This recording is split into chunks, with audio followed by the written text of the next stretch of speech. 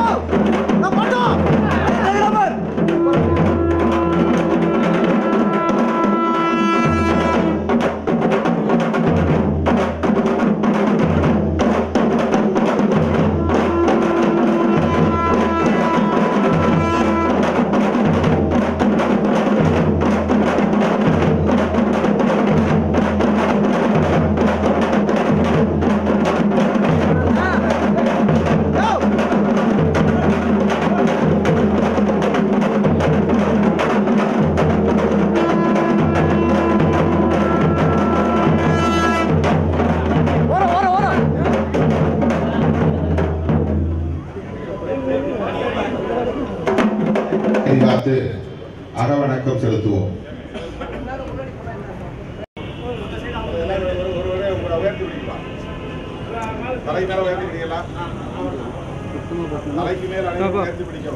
தலைக்கு மேல் அனைவரும் விளக்குகளை உயர்த்தி பிடிக்கவும். வீர வணக்கம், வீர வணக்கம், வீர வணக்கம், வீர வணக்கம்.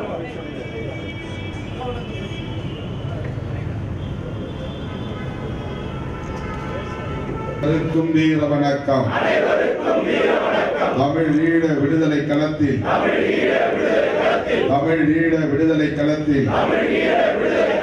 களப்பலியான புலிகள் யாவருக்கும்,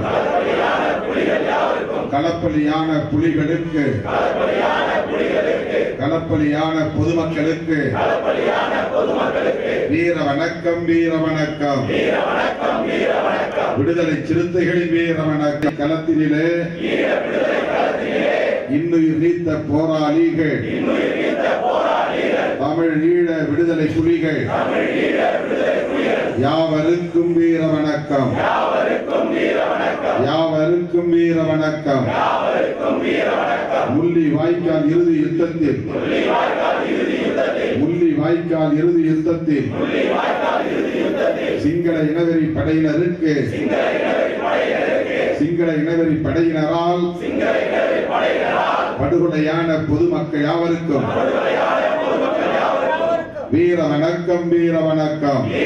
வென்றெடுப்போம், தமிழ் ஈழத்தை வென்றெடுப்போம், வென்றெடுப்போம், வென்றெடுப்போம். உலக தமிழர் ஒற்றுமையை வென்றெடுப்போம், வென்றெடுப்போம். தமிழ் ஈழத்தை வென்றெடுப்போம். ஈழம் வெல்லும், ஈழம் வெல்லும், ஈழம் வெல்லும். அதனை காலம் சொல்லும்.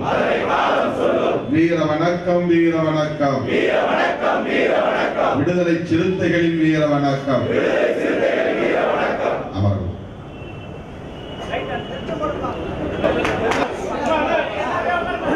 என் உயிரின் உயிரான விடுதலை சிறுத்தைகளே, உங்கள் அனைவருக்கும் என்னுடைய பணிவார்ந்த வணக்கத்தை தெரிவித்துக் கொள்கிறேன். மே 17 முள்ளிவாய்க்கால் பகுதியில் நடைபெற்ற இனப்படுகொலையை நினைவு கூறுகிற ஒரு துக்க நாள்.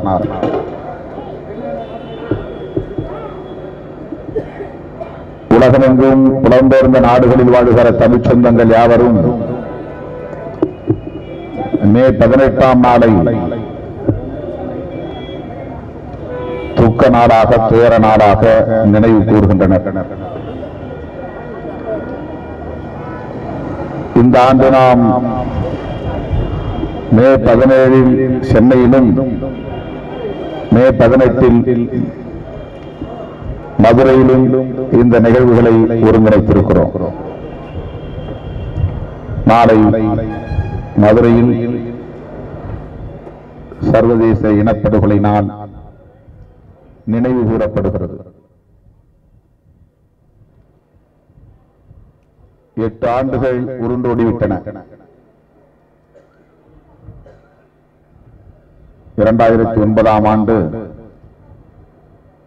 இதே நாளில்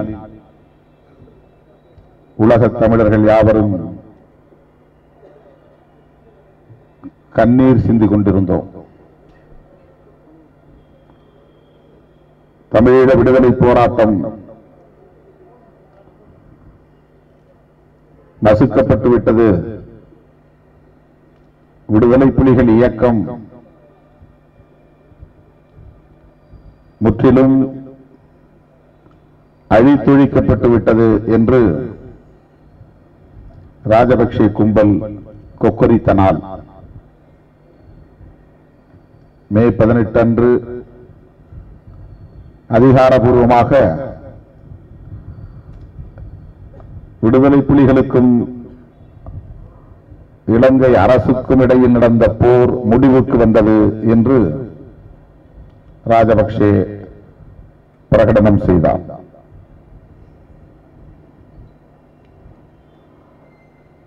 மீள முடியாத ஒரு துயரத்தில் தமிழ்ச் சமூகம் வீழ்ந்தது. ஒருவருக்கொருவர் ஆறுதல் சொல்லிக் கொள்ள முடியாத ஒரு அவலம்.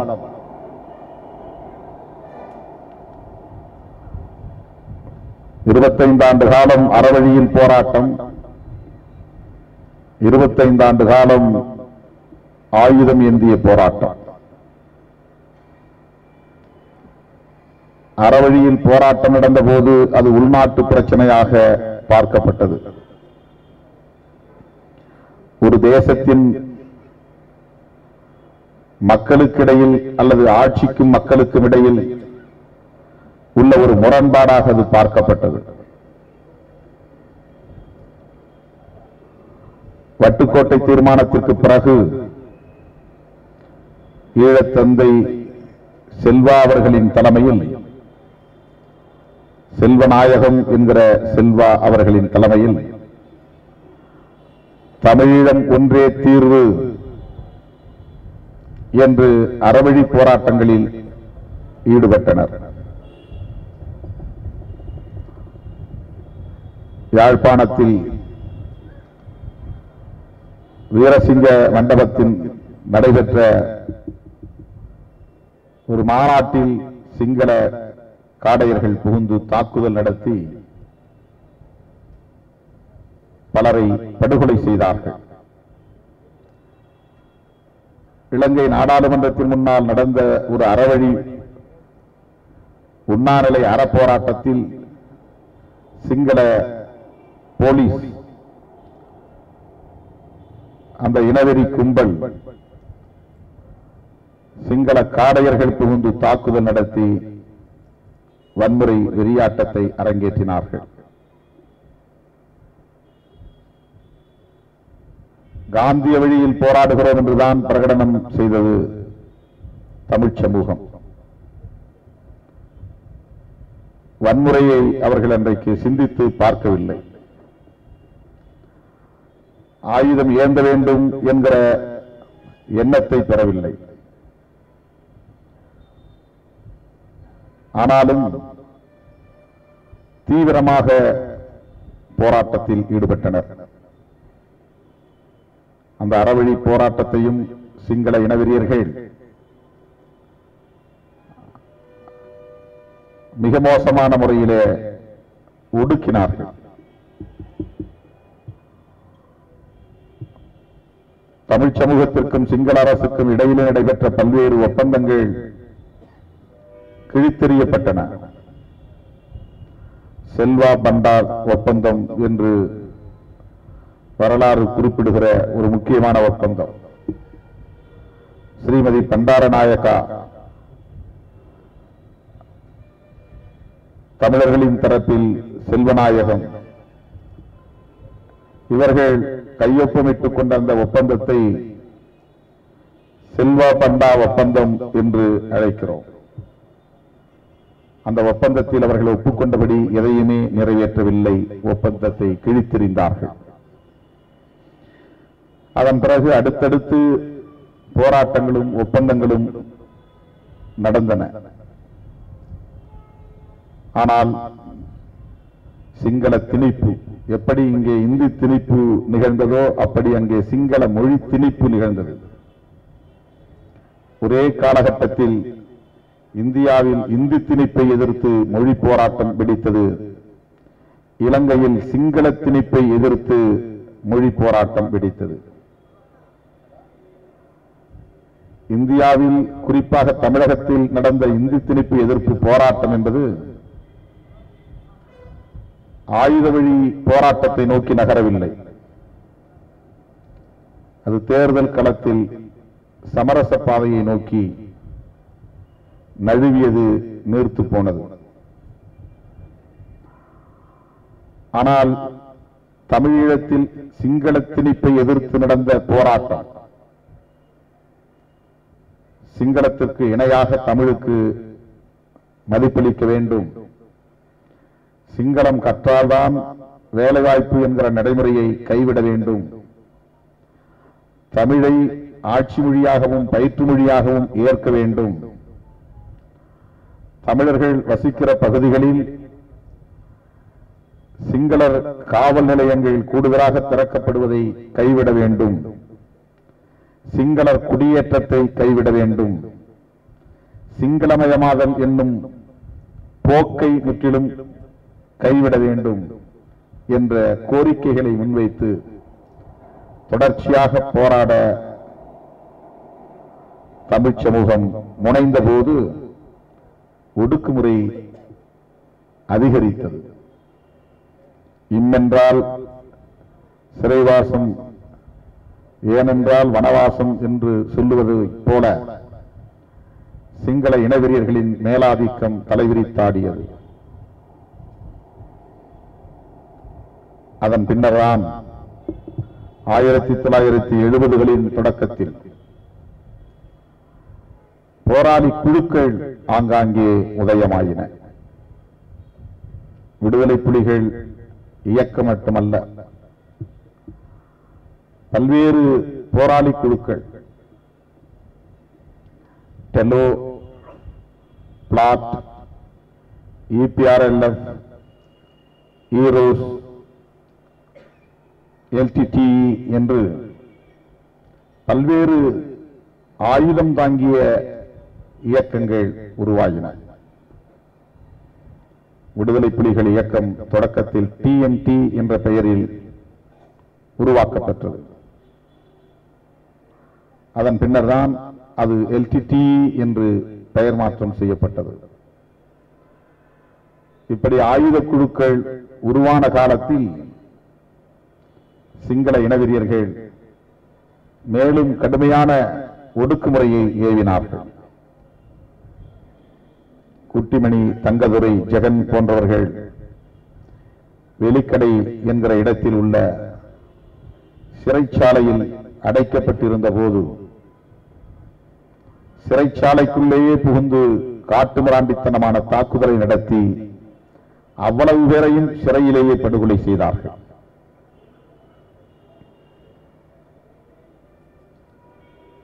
மிகப்பெரிய படுகொலை. வரலாற்றில் இல்லாத ஒரு பெரும் துயரம்.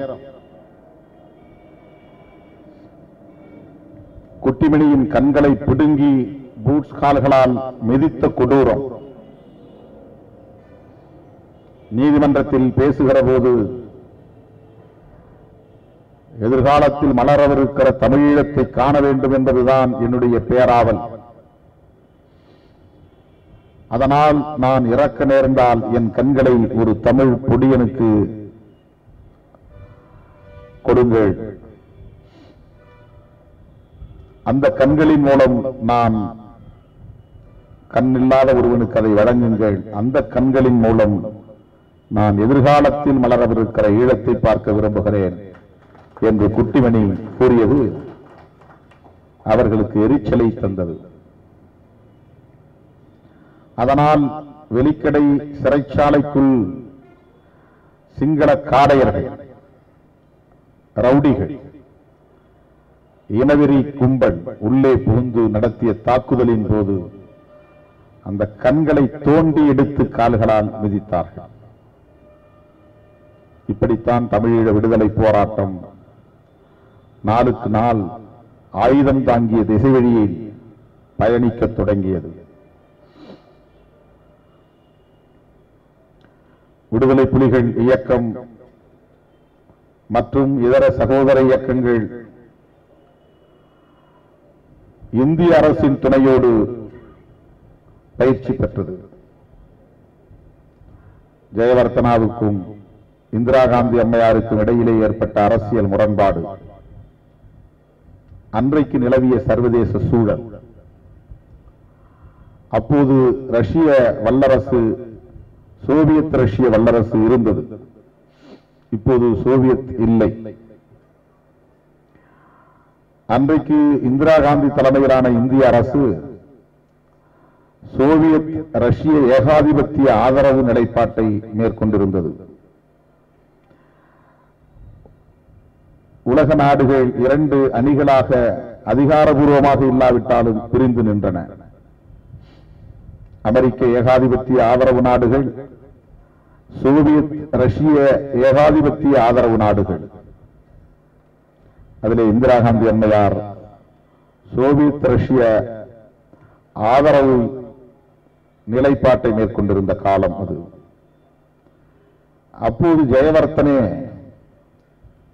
அமெரிக்க ஆதரவு நிலைப்பாட்டை எடுத்திருந்த நேரம். இப்படி ஏகாதிபத்திய அரசியல் முரண்பாடுகளும் தெற்காசிய பிராந்திய இந்துமா கடல் பகுதியை சார்ந்த அந்த நிலவியல் முரண்பாடுகளும் இந்திய அரசை ஒரு நெருக்கடிக்குள்ளாக்கியது. அதன் அடிப்படையில் இந்திரா காந்தி அம்மையார் தமிழீழ விடுதலைக்காக போராடுகிற ஆயுதம் தாங்கிய குழுக்களை ஆதரிக்க வேண்டும் என்கிற நிலைப்பாட்டை மேற்கொண்டு விடுதலை புலிகள் உள்ளிட்ட 5 போராளி குழுக்களை இந்தியாவுக்கு கொண்டு வந்து இலங்கை அரசுக்கு தெரிந்தே பயிற்சி கொடுத்தார்கள், ஆயுதம் தந்தார்கள்.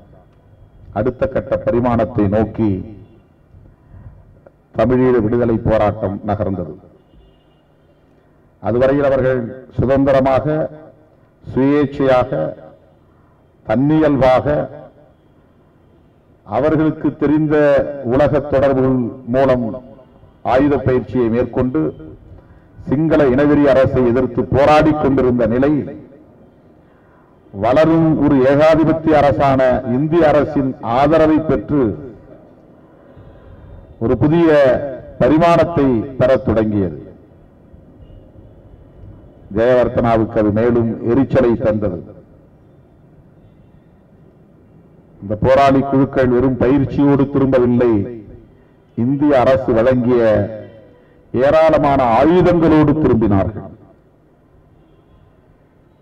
ஆயுத போராட்டம் தீவிரமடைந்தது.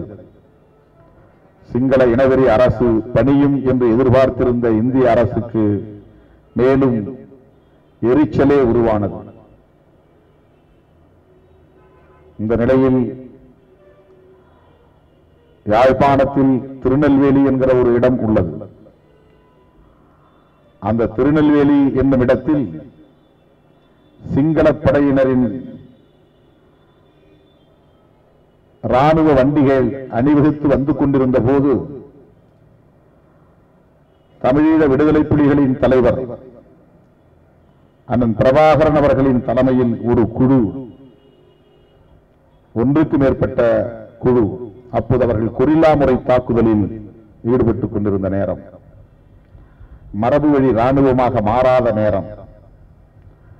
கொரில்லா தாக்குதல் என்றால் நம்மை போல் சிவில் உடையில் இருப்பார்கள், யார் போராளிகள் என்று தெரியாது, ஆனால் ஆயுதம் தாங்கி இருப்பார்கள். எந்த இடத்தில் திரண்டிருக்கிறார்கள் என்பது தெரியாது, ஆனால் தாக்குதல் நடத்துவார்கள்.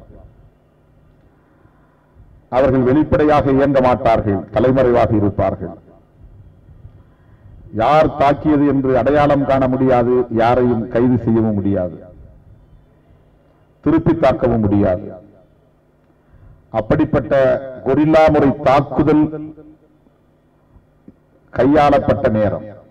அதை தமிழிலே நம்முடைய புலிகள் கரந்தடி முறை என்று சொல்வார்கள். கொரில்லா தாக்குதலை கரந்தடி தாக்குதல் என்று சொல்வார்கள். அதுபோல அந்த திருநெல்வேலி என்னும் இடத்தில் சிங்களப்படையினரின் ராணுவம் வந்தபோது திடீரென்று அவர்களை சுற்றி சூழ்ந்து கொண்ட அண்ணன் பிரபாகரனின் தலைமையிலான படை கடுமையான ஒரு தாக்குதலை நிகழ்த்தியதில் மிக முக்கியமான பதவிகளில் இருந்த சிங்கள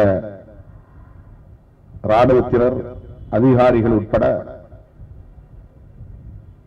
14 பேர் உயிரிழந்தார்கள். அவர்களின் உடல்கள் ராணுவ வண்டியில் கொழும்புக்கு போனது.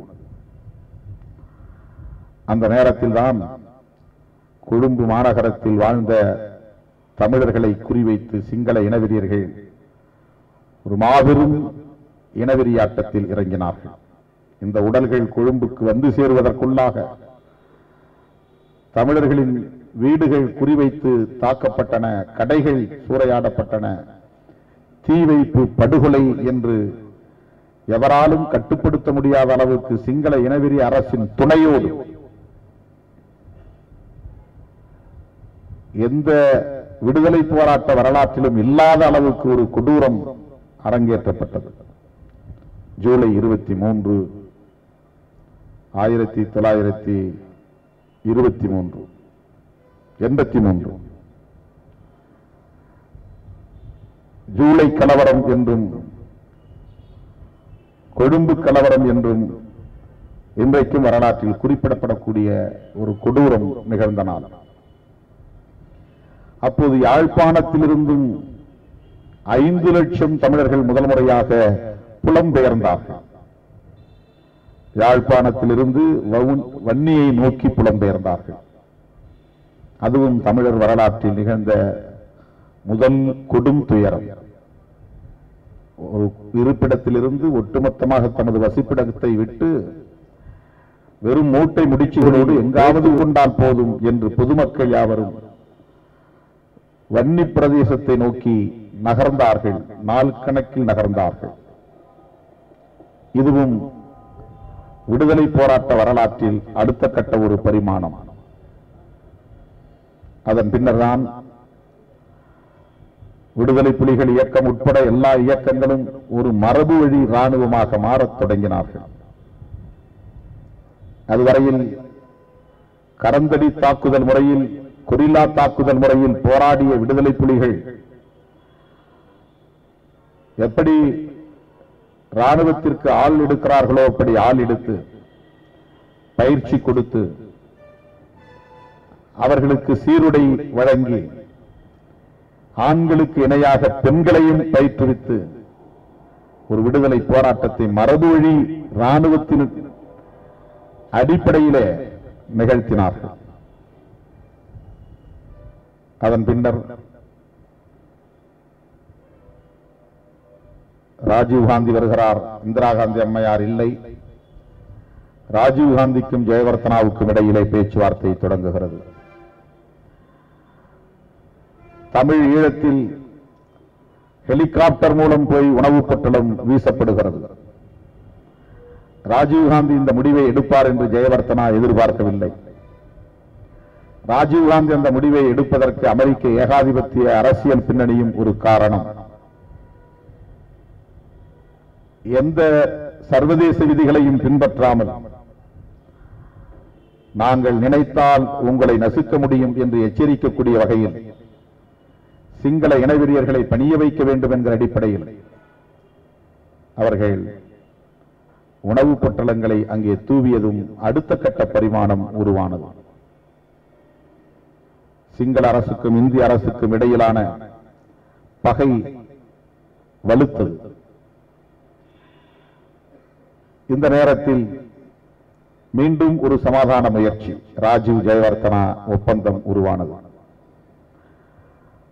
அப்போது இந்த போராளி குழுக்களை எல்லாம் அழைத்து பேச்சுவார்த்தை நடத்த வேண்டும் என்று ராஜீவ் முயற்சித்த போது விடுதலை புலிகளின் தலைவர் பிரபாகரன் அவர்கள் அந்த பேச்சுவார்த்தையில் பங்கேற்க தயக்கம் காட்டிய சூழலில் அவருக்கு நெருக்கடி தந்து ஹெலிகாப்டரை அனுப்பி திம்புவில் பேச்சுவார்த்தையை தொடங்கினார்கள். ராஜீவும் ஜெயவர்தனாவும் போட்டுக்கொண்ட ஒப்பந்தத்தை படித்து காட்டி இதற்கு உடன்பட வேண்டும் என்று வலியுறுத்தினார்கள். பிரபாகரன் அதற்கு உடன்படவில்லை. அண்ணன் பிரபாகரன் அவர்கள், நான் எம் இயக்கத்தின் தலைவர்களோடும் பேச வேண்டும், எம் மக்களோடும் பேச வேண்டும், மீண்டும் யாழ்ப்பாணம் செல்ல வேண்டும் என்ற அடிப்படையில் மறுபடியும் அவர் யாழ்ப்பாணம் வருகிறார். சுதுமலையில் பொதுக்கூட்டம் நடைபெறுகிறது. அந்த சுதுமலை பொதுக்கூட்டத்தில் அவர் பிரகடனம் செய்தார், இந்திய அரசுக்கு நாங்கள் எதிரிகள் இல்லை, எக்காரணத்தை முன்னிட்டும் நாங்கள் ஆயுதங்களை கையளிக்க முடியாது, அதாவது ஆயுதங்களை கீழே போட முடியாது. ராஜீவ் வற்புறுத்துகிறார், எடுத்த ஆயுதங்களை கீழே போடுங்கள், ஒப்பந்தத்திற்கு உடன்படுங்கள். மற்ற போராளி குழுக்கள் அதற்கு உடன்பட்ட போது விடுதலை புலிகளின் தலைவர் அதற்கு உடன்படவில்லை. சுதுமலை பொதுக்கூட்டத்தில் பிரகடனம் செய்கிறார், இந்திய அரசுக்கு நாங்கள் எதிரிகள் இல்லை, ஆனால் இந்திய அரசு விரும்புகிறபடி செயல்பட நாங்கள் இந்திய அரசின் அடிமைகள் அல்ல, எங்கள் விடுதலைக்காக நாங்கள் ஆயுதம் ஏந்தி இருக்கிறோம், ஏந்திய ஆயுதத்தை எப்போது கீழே போட வேண்டும் என்று முடிவெடுக்கிற உரிமை எங்களுக்கு மட்டுமே உண்டு, எனவே ஆயுதங்களை கீழே போட முடியாது என்று பிரகடனம் செய்கிறார். ஆத்திரப்பட்ட ராஜீவ்காந்தி அங்கிருந்து இந்திய ராணுவத்தை அனுப்புகிறார். IPKF என்கிற பெயரால், இந்திய அமைதிப்படை என்கிற பெயரால் 1,00,000 துருப்புகளை கொண்ட படையை அனுப்புகிறார். தமிழ் மக்கள் தங்களை காக்க வருகிற இந்திய ராணுவம் என்று மகிழ்ச்சியோடு ஆரத்தி எடுத்து வரவேற்றார்கள். இது அடுத்த கட்ட ஒரு பரிமாணம். அப்படி வரவேற்று 1 மாத காலம் கூட ஆகவில்லை, இந்திய ராணுவத்தின் உண்மை முகம் தெரிந்துவிட்டது, அம்பலப்பட்டு விட்டது. முதலில் இந்திய ராணுவத்தை எதிர்த்து களமாடி மாலதி என்கிற ஒரு பெண் விடுதலை புலி அக்டோபர் திங்கள் 10ஆம் நாள் பலியாகிறார்.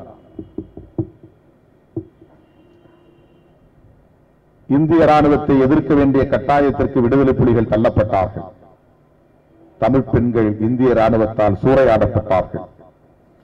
தமிழ் இளைஞர்கள் படுகொலை செய்யப்பட்டார்கள்.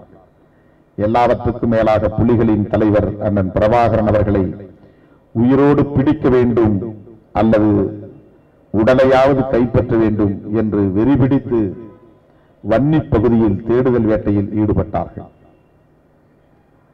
ஜானி என்கிற ஒரு தளபதியை கைது செய்து அவரை வன்னி காட்டுக்குள் இழுத்துச் சென்றார்கள். எங்கே பிரபாகரன் காட்டுங்கள் என்று ஒரு குறிப்பிட்ட தூரம் சென்ற பிறகு ஜானி சொன்னார், என் உயிரே போனாலும் அந்த துரோகத்தை செய்ய மாட்டேன் என்று. எதிரிகளின் கைகளில், அதுவும் துப்பாக்கி முனைகளில் நிற்கிற போது கூட தலைமைக்கு துரோகம் இழைக்க மாட்டேன் என்று சொல்லுகிற ஒரு மாண்பை நாம் புலிகளிடத்தில் பார்க்கிறோம். தேர்தல் அரசியல் எவ்வளவு துரோகங்கள்! அப்போது ஜானியை அவர்கள் மறுபடியும் அச்சுறுத்துகிறார்கள். அதற்கு வாய்ப்பே இல்லை, இதற்கு மேல் ஒரு அடி கூட நான் நகரமாட்டேன் என்று ஜானி சொல்கிறார். அந்த இடத்திலேயே இந்திய ராணுவம் ஜானியை சுட்டுக் கொண்டு விடுகிறது. இந்த தகவல் அறிந்த அண்ணன் பிரபாகரன் அவர்கள் இந்திய ராணுவத்தை எதிர்த்து போரிடுவதை தவிர வேறு வழியில்லை என்கிற நிலைக்கு தள்ளப்படுகிறார். அப்போது பிரேமதாசா அங்கே பிரதமர். பிரேமதாசாவும் அப்போது இந்திய அமைதிப்படையை திருப்பி அனுப்ப வேண்டும் என்பதிலே உறுதியாக இருக்கிறார். இந்த நேரத்தில் தான்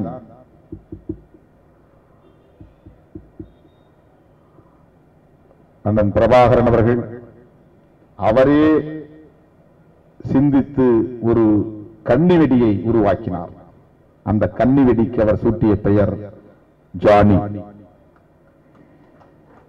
அந்த கன்னிவெடியால் நூற்றுக்கணக்கான இந்திய ராணுவ படையினர் கொல்லப்பட்டார்கள். எந்த ஜானியை இந்திய ராணுவம் கொன்றதோ அந்த ஜானியின் பெயரால் உருவாக்கப்பட்ட கன்னிவெடி தாக்குதலில் ஏராளமான இந்திய படையினர் கொல்லப்பட்டார்கள். யாழ்ப்பாணத்தில் அண்ணன் பிரபாகரன் அவர்கள் கிட்டு அவர்களோடு அமர்ந்து பேசிக் கொண்டிருக்கிற இடத்தை கண்டுபிடித்து அந்த இடத்தில் அவரை அங்கேயே வந்து சுட்டுக் கொண்டு விட வேண்டும் அல்லது கைது செய்து விட வேண்டும் என்று திட்டமிட்டு இந்திய ராணுவ படையினர் உயர் அதிகாரிகள் பலர் ஹெலிகாப்டரில் வந்து அந்த குறிப்பிட்ட இடத்தை தேர்வு செய்து இறங்க முனைந்தார்கள். இதை முன்கூட்டியே உணர்ந்து கொண்ட அண்ணன் பிரபாகரன் அவர்கள் அங்கிருந்து தப்பித்து விட முயற்சிக்கவில்லை. இடம்பெயரவோ புலம்பெயரவோ முயற்சிக்கவில்லை. அப்படியே தன்னுடைய படையினரை அங்கே தயார் செய்து கொண்டு ஹெலிகாப்டரில் இருந்து இறங்குகிற போதே ராணுவ படையினரை துப்பாக்கியால் சுட்டு வீழ்த்தியவர் அண்ணன் பிரபாகரன் அவர்கள். மிக உயர்ந்த பதவியில் இருந்த இந்திய படையினர் 50 பேருக்கு மேலானவர்கள் கொல்லப்பட்டார்கள். இந்திய ராணுவத்திற்கு அவ்வளவு பெரிய ஒரு பாடத்தை புகட்டினார். இப்படி வரலாறு சொல்லிக் கொண்டே போக முடியும். இந்திய ராணுவத்திற்கும் தமிழீழ விடுதலை புலிகளுக்கும் இடையிலான முரண்பாடு முற்றியது. ராஜீவ் ஜெயவர்தனா ஒப்பந்தம் கையெழுத்தாகிவிட்டது. ராஜீவ் கொழும்புக்கு போகிற போது அவரை கொல்லுவதற்கு சிங்கள படையில் ஒருவன் முயற்சிக்கிறார். அதில் தப்பித்து விடுகிறார். ஆனாலும் சிங்களவர்களை எதிர்த்து இந்திய அரசு எதுவும் செய்யவில்லை. அப்படியே அமைதி காத்தது. தெற்காசிய பிராந்தியத்தின் நலன்களை கருத்தில் கொண்டு சிங்களவர்களோடு ஒரு யுத்தத்தை நடத்த இந்திய அரசு விரும்பவில்லை. ராஜீவ்காந்தியை கொலை செய்வதற்கு முயற்சித்தார்கள். ஆனாலும் இந்திய அரசு அமைதி காத்தது. இந்த ஒப்பந்தத்தை திணித்தார்கள். இந்த கோரிக்கைகளை எல்லாம் மையப்படுத்திதான் திலீபனை உண்ணாவிரதம் இருக்க அண்ணன் பிரபாகரன் அனுமதித்தார். இந்த ஒப்பந்தம் இருக்கிற போதே விடுதலை புலிகள் எங்காவது பிடிபட்டால் அவர்களை அந்தந்த தலைமையிடம் ஒப்படைக்க வேண்டும். விடுதலை புலிகள் பிடிபட்டால் பிரபாகரன் அவர்களிடத்தில் ஒப்படைக்க வேண்டும். அவரோடு கலந்து பேசிய பிறகுதான் முடிவு செய்ய வேண்டும். ஆனால் புலேந்திரன், குமரப்பா உள்ளிட்ட 14 பேரை பிடித்த இந்திய ராணுவம் நேரடியாக சிங்கள படையினரிடம் ஒப்படைக்க, அவர்களிடம் பிடிபட்டால் நம்முடைய ராணுவ ரகசியங்களை சொல்ல நேரிடும் என்று அஞ்சி அவர்கள் நச்சு குப்பிகளை கடித்து 14 பேரும் உயிரிழந்தார்கள். இதையெல்லாம் கண்டித்து இந்திய ராணுவம் வெளியேற வேண்டும் என்று வலியுறுத்தி சிங்களமயமாதலை தடுக்க வேண்டும், சிங்கள குடியேற்றத்தை தடுக்க வேண்டும் என்றெல்லாம் பல்வேறு கோரிக்கைகளை வைத்து ஒரு சொட்டு நீர் கூட அருந்தாமல் உண்ணா நிலை இருந்து உயிர் நீத்தவன் தான் திலீபன். அதுவும் இந்திய ராணுவத்திற்கு எதிராக, இந்திய அரசுக்கு எதிராக நிகழ்ந்த ஒரு அறவழி போராட்டம். இப்படி ஆயுத போராட்டம் நாளுக்கு நாள் தீவிரமடைந்து பல்வேறு போர், ஆணையரவிலே, முல்லைத்தீவிலே, யாழ்ப்பாணத்திலே அடுத்து விடுதலை புலிகள் வெற்றி பெற்றுக் கொண்டே வருகிறார்கள். ராணுவம் பின்வாங்கி ஓடிக்கொண்டே இருக்கிறது. அமெரிக்க ராணுவத்தினரும் இந்திய ராணுவத்தினரும் பாகிஸ்தானியரும் சீன அரசை சார்ந்தவர்களும் என்று பல்வேறு நாடுகளை சார்ந்தவர்கள் சிங்கள இனவெறியர்களுக்கு துணை நின்றும் கூட புலிகளை அவர்களால் வெல்ல முடியவில்லை. சிங்கள ராணுவம் தமது குதிகால் பிடரியில் அடிபட புறமுதுகிட்டு ஓடினார்கள். அப்படி உலகமே வியக்கக்கூடிய வகையில் வெற்றி பெற்று வந்த விடுதலை புலிகளின் அந்த விடுதலை போராட்டத்தை 2009ஆம் ஆண்டு ஒட்டுமொத்தமாக 22 நாடுகள் ஒன்று சேர்ந்து நசுக்கிவிட்டது. அதற்கு அமெரிக்காவிலே இரட்டை கோபுரம் இடிக்கப்பட்ட பிறகு உலகளவில் நிகழ்ந்த அரசியல் மாற்றங்கள் ஒரு காரணம். அமெரிக்கா அதற்கு பிறகு தனக்கு எதிரான இயக்கங்களை எல்லாம் அடையாளப்படுத்தி ஆதரவான நாடுகளை எல்லாம் ஒருங்கிணைக்கிற முயற்சியில் ஈடுபட்ட போது பயங்கரவாத இயக்கங்களின் பட்டியலில் விடுதலை புலிகளையும் இணைத்தார்கள். அங்கேதான் நம்முடைய விடுதலை போராட்டத்திற்கு விழுந்த முதல் சம்மட்டி அடி. விடுதலை புலிகள் இயக்கத்தை அல் கைதா என்கிற பயங்கரவாத இயக்கத்தோடு இணைத்து பார்க்க தொடங்கினார்கள். அல் கைதா உள்ளிட்ட 22 இயக்கங்களுக்கு அமெரிக்க ஏகாதிபத்திய அரசும் அதனுடைய அடிவருடி நாடுகளும் தடை விதித்த போது அதிலே ஒரு இயக்கம் விடுதலை புலிகள் இயக்கம். அதை ஒரு விடுதலை போராட்ட இயக்கமாகவோ மக்களுக்கான ஒரு விடுதலை இயக்கமாகவோ ஒரு தேசிய இன விடுதலை போராட்டமாகவோ உலக நாடுகள் ஏற்கவில்லை, அமெரிக்கா உட்பட. ஆக அந்த அடிப்படையில் உலக நாடுகளின் ஆதரவை சிங்களவன் பெற்றான். இந்தியா மட்டுமல்ல, அமெரிக்கா உள்ளிட்ட ஏராளமான நாடுகளில் விடுதலை புலிகள் இயக்கத்திற்கு தடை விதிக்கப்பட்டது. ஒட்டுமொத்தத்தில் விடுதலை புலிகள் என்கிற ஒற்றை இயக்கத்தை எதிர்த்து சிங்கள அரசு, இந்திய அரசு, அமெரிக்க அரசு, இங்கிலாந்து அரசு என்று 22 அரசுகள் ஒரு தரப்பிலும் ஒற்றை இயக்கமாக விடுதலை புலிகள் இன்னொரு தரப்பிலும் நின்று நடத்திய அந்த யுத்தம்தான் இறுதி யுத்தம். முள்ளிவாய்க்கால் யுத்தத்திலே சிங்களவர்கள் மட்டுமல்ல, 22 நாடுகளின் படையினரும் இருந்தார்கள். ஆக உலக அளவில் நிகழ்ந்த அரசியல் மாற்றமும் இந்த மாபெரும் ஒடுக்குமுறைக்கு விடுதலை போராட்டத்தை நசுக்குவதற்கு ஏதுவாக அமைந்தது.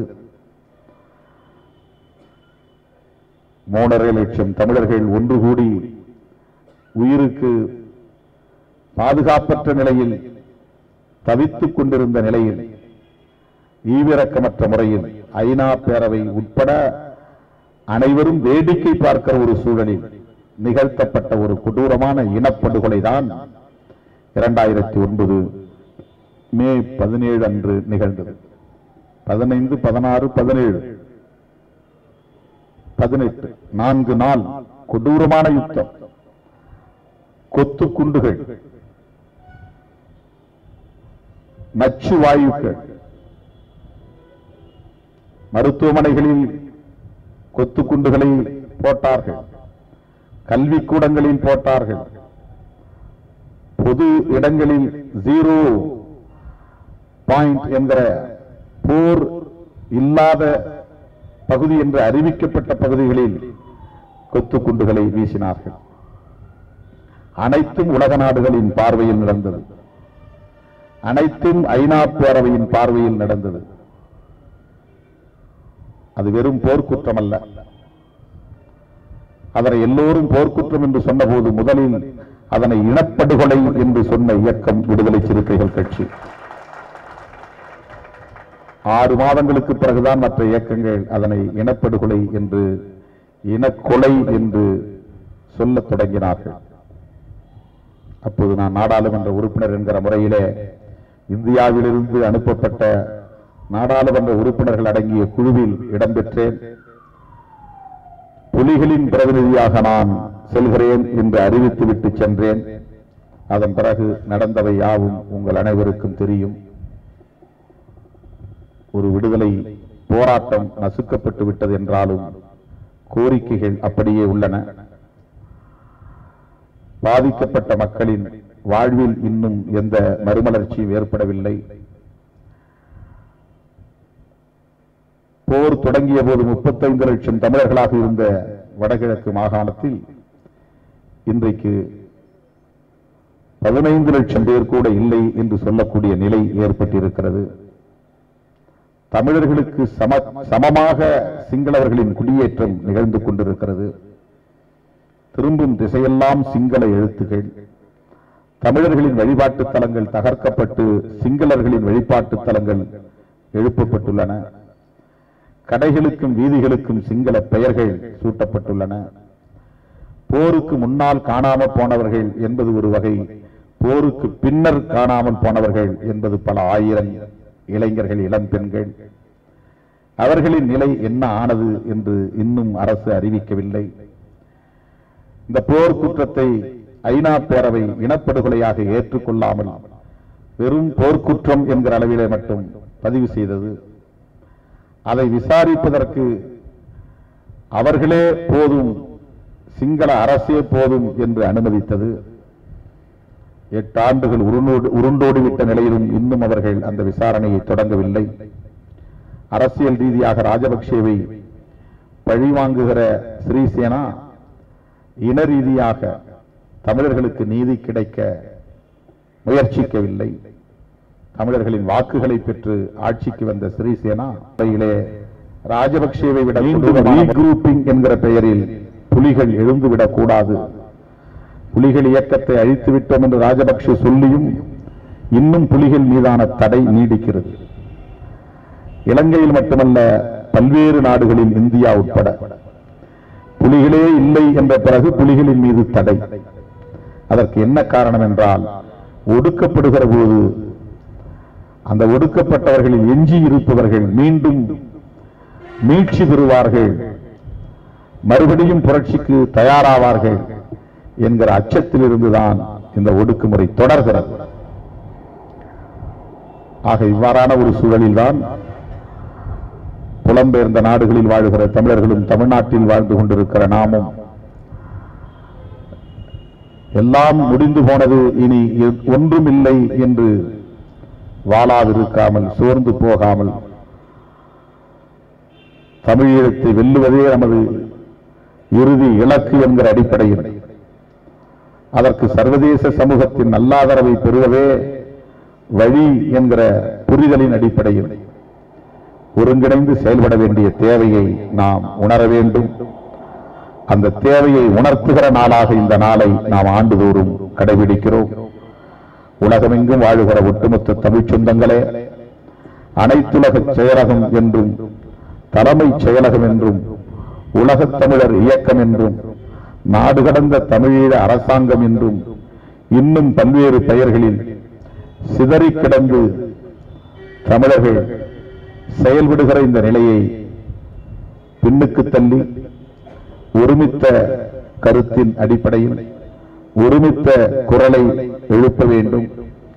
சர்வதேச நாடுகளின் கவனத்திற்கு ஈழத்தமிழர்களின் அவலங்களை, இன்றைக்குள்ள அவலங்களை எடுத்துச் செல்ல வேண்டும்.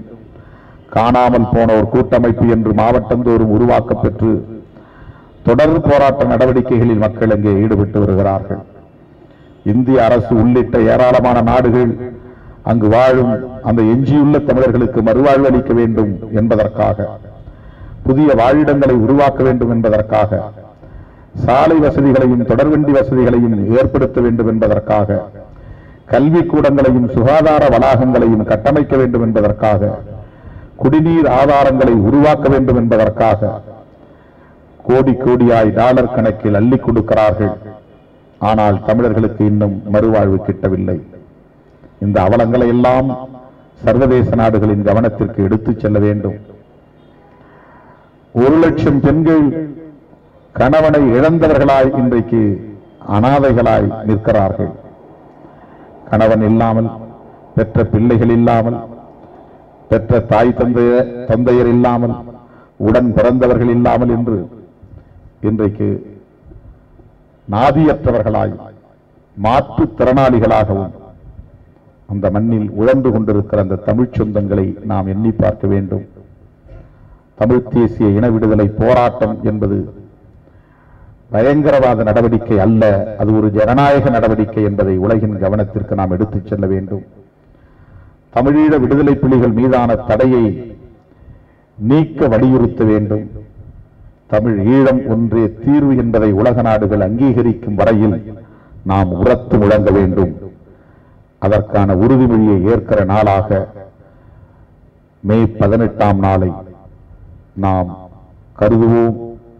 உலகத் தமிழர்கள் யாவரும் இதை உணர்ந்து ஒன்று கூடி செயல்பட முன்வர வேண்டும் என்று விடுதலை சிறுத்தைகளின் சார்பில் வேண்டுகோள் விடுத்து, சிங்கள இனவெறி காடையர்களால் படுகொலையான தமிழ்ச் சொந்தங்கள் யாவருக்கும், புலிகளுக்கும் இதர போராளிகளுக்கும் எமது சம்மாந்த வீர வணக்கத்தை செலுத்தி நிறைவு செய்கிறேன். வணக்கம்.